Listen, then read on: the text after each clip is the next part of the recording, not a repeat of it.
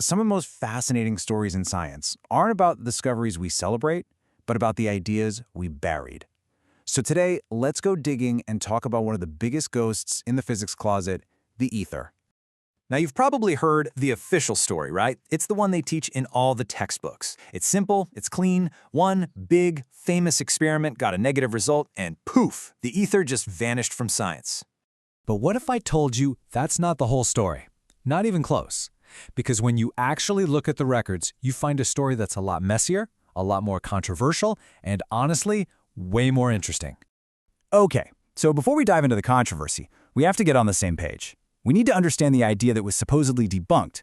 What exactly was this thing they called the ether? Back in the 19th century, the idea just made perfect logical sense.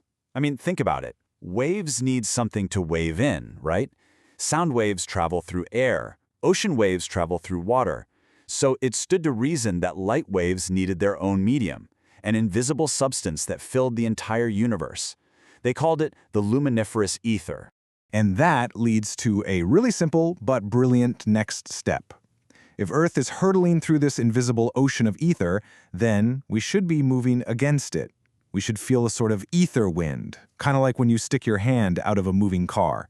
It's a cosmic headwind for light itself.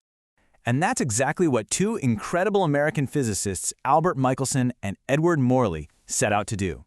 In 1887, they designed one of the most famous experiments in history to try and measure this elusive cosmic drift. Their machine, the interferometer, was pure genius. Picture it like a race for light. A beam of light is split in two. One half goes one way, the other goes off at a 90-degree angle. Then they bounce off mirrors and come back. The idea was, if one of those beams had to fight against the ether wind, it would be just a tiny bit slower than the other.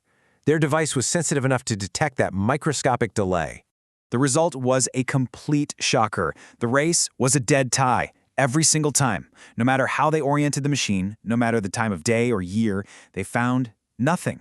Zilch. The conclusion seemed crystal clear. There was no aether wind. And right there, that's where the textbook usually closes the chapter. But this is where our story really begins, because one man, an incredibly respected physicist, looked at that result and thought, maybe we need a better experiment. And he would spend the next 3 decades of his life on it. It's time to introduce the main character of this forgotten chapter of physics, Dayton Miller. And listen, it is absolutely crucial to understand who this guy was. Miller wasn't some fringe theorist in a basement. This man was the scientific establishment. Just look at these credentials. President of the American Physical Society, chairman at the National Research Council. This guy was a pillar of the physics community. His work had to be taken seriously. So Miller didn't just repeat the 1887 experiment. He put it on steroids. You can just see the difference in scale here. His interferometer was vastly larger, which meant the light beams traveled a much longer path, making it way more sensitive than the original. If Michelson and Morley used a tack hammer, Miller came back with a sledgehammer. And what did he find with this new and improved machine? After thousands of observations over more than 2 decades, he found the exact opposite of the textbook result.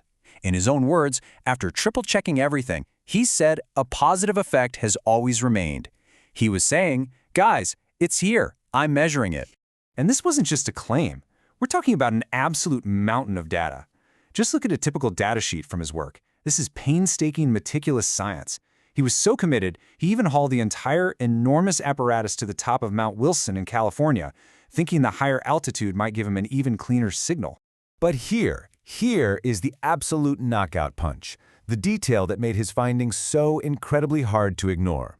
When he plotted his results against our normal 24-hour clock, what we call civil time, it looked like random noise.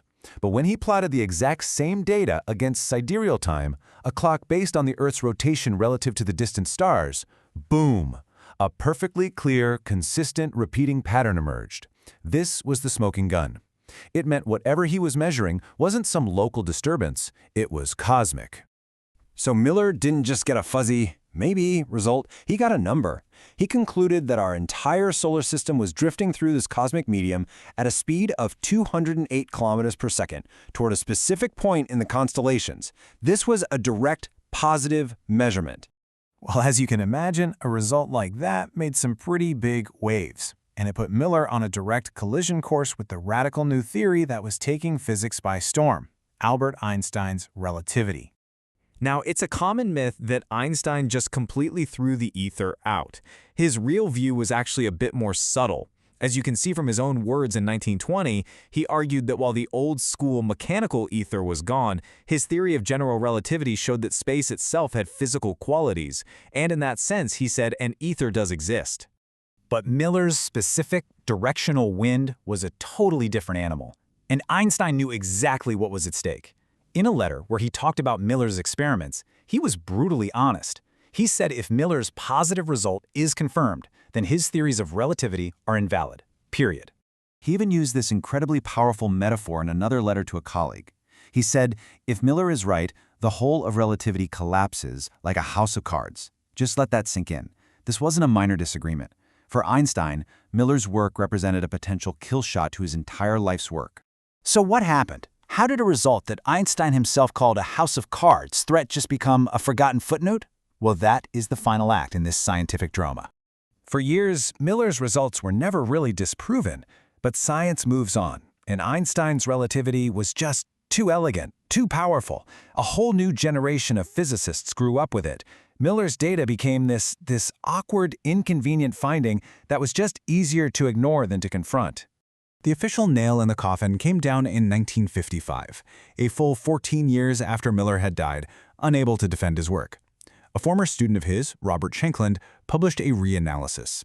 He claimed that tiny temperature changes in the lab equipment were creating the patterns Miller saw. And with that, the case was officially closed. But here is one last, fascinating piece of the puzzle. This critical reanalysis wasn't just an independent academic project.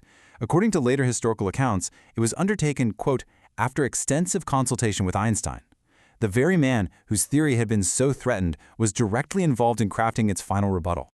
Look, the point here isn't to say Miller was right and Einstein was wrong. The history is far more compelling than that. It just shows that the story of science isn't always a clean, straight line. It's written by the winners, and it really makes you wonder, what other inconvenient results, what other Dayton Millers are just sitting there, waiting in the footnotes of our science books?